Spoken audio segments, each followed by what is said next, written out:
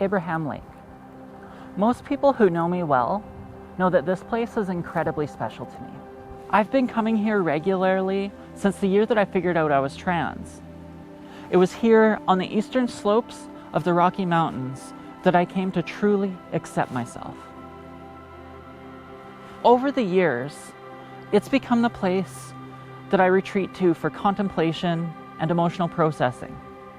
I come here to recharge the batteries of my little introvert heart. I often tell people that my heart resides in the Rockies.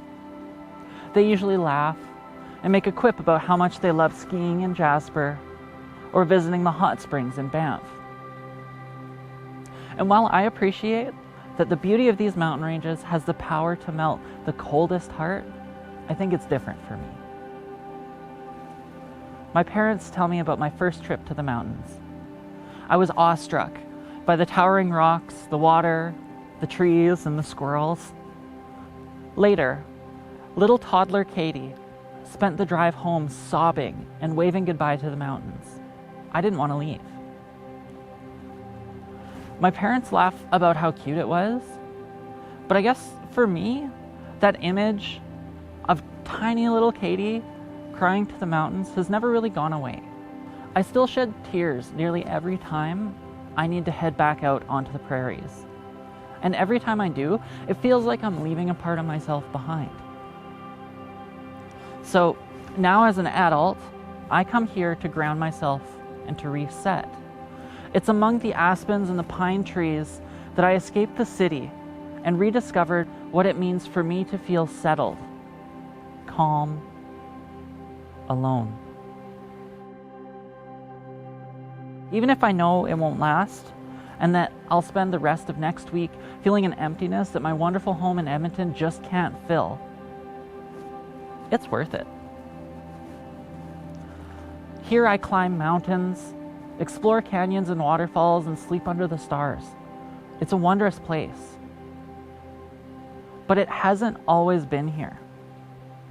In 1972, the company now known as TransAlta finished construction on a dam across the North Saskatchewan River. It would transform the remote area known as the Kootenay Plains into a reservoir in order to power homes and industry, while simultaneously providing a degree of flood mitigation for the ever-growing downstream population. But there was a catch. As with nearly every development in Canada, this new Bighorn Dam would require the use of land that was already claimed. The plains had originally been home to the Kootenay people up until the beginning of the 19th century. That was when colonial expansion across the prairies put new pressure on the already strained relationship between the Kootenays and their neighbors, the Piikani. The Piikani pushed the Kootenay out of the area, fearing that the Europeans would arm them as they had other groups and upset the delicate balance of power that had been achieved by centuries of war. The Stoney people then migrated to the area in 1820. They filled the void left by the Kootenay and quickly put the land to use for grazing, hunting, trapping, and spiritual practices. Later, upon the signing of Treaty 7 in 1877, the Stonies were relocated to a reserve over 100 kilometers away. They had received verbal assurances from the government that land would be set aside for them here on the Kootenay Plains.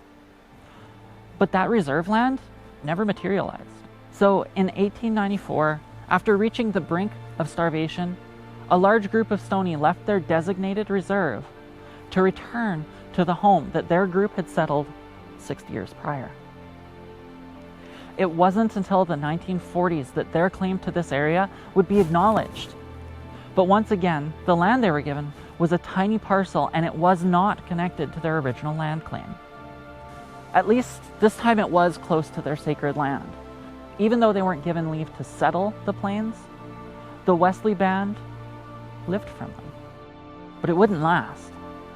In the late 1960s, after only 2 weeks of public consultation, the provincial government and the local utility reached an agreement that would see the North Saskatchewan River dammed and transformed into a reservoir 32 kilometers long and 3 kilometers across. Bare consideration was given to the cultural and environmental impacts. The developers blocked as many chances at public consultation as they were able to. In 1972, 32,000 hectares of hunting and grazing land, 6 trap lines, and 24 grave sites were to be flooded. Luckily, 22 of the graves were relocated, ensuring that the dead Stonies retained access to the afterlife. But the living would continue to face challenges. The land claim of 7,300 hectares upstream of this new lake would be approved by the Canadian federal government, but blocked by the province of Alberta.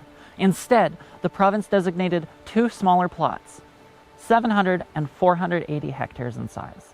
The Wesley Band could still hold their vision quests on the plains, but now would have to frequently contend with tourists just to ensure the sanctity of their sites.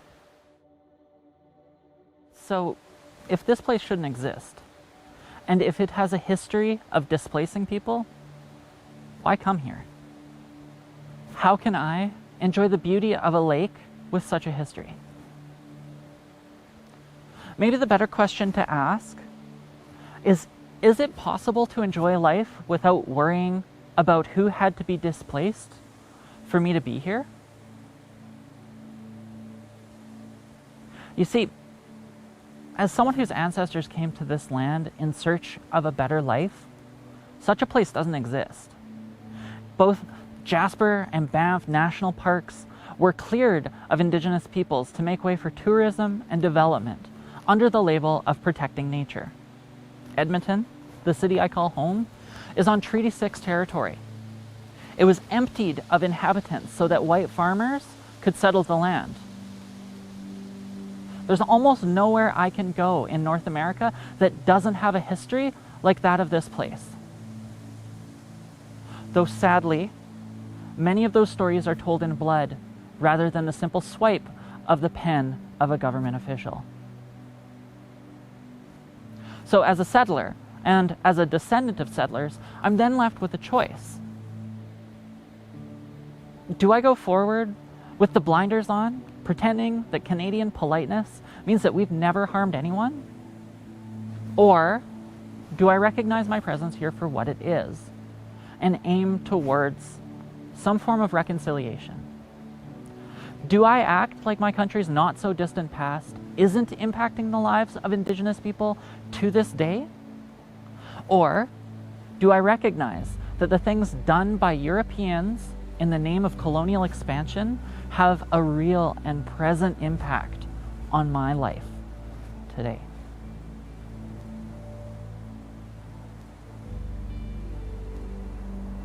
While I personally know very little about the Kootenai or the Stoney people, I still feel that it's important to recognize that their ties to this land go much deeper than that of some white girl who happened to discover herself here. In a country that claims multiculturalism as its lifeblood, while Indigenous women are going missing or being murdered at such a rate that it constitutes genocide, the simple acknowledgement of the complex history of this land is a tiny gesture that costs me nothing but time, but acts as an important first step on the road to reconciliation.